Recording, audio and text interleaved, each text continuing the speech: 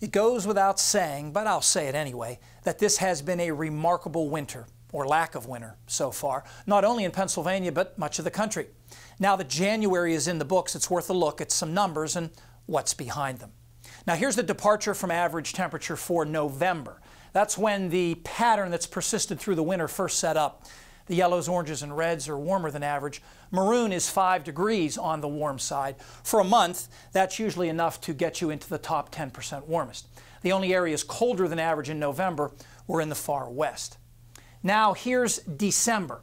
The anomaly pattern was more varied in the west, but similar to November from the northern tier into the entire eastern United States, except the warm anomaly was even larger, even some 6 or more degrees above average areas.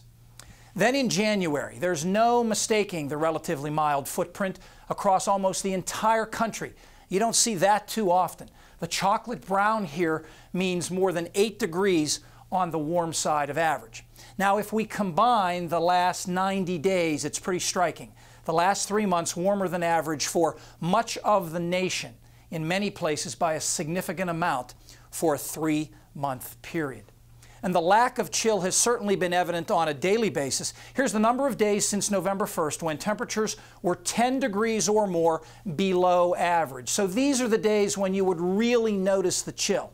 Only a handful in the central and eastern U.S., just one in our nation's capital. Now, to help explain the lack of significant chill, it helps to look at the average pressure pattern up around 20,000 feet.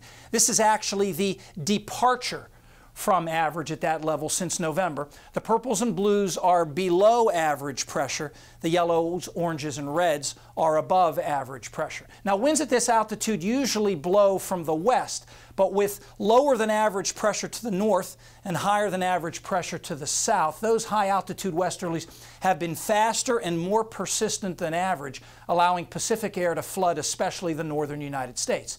And during winter, that's a relatively mild flow. Meanwhile, the anomalous pressure difference in eastern North America has meant that any cold air masses that come into the east move out fast, so we haven't had any long-lived cold snaps either. So far, this is a winter when the preseason forecasts from the Weather Service and many private companies were not good at all, testimony to how difficult the seasonal forecast problem is. Paul Knight is back next with a more manageable problem, the 3 to 7 day forecast.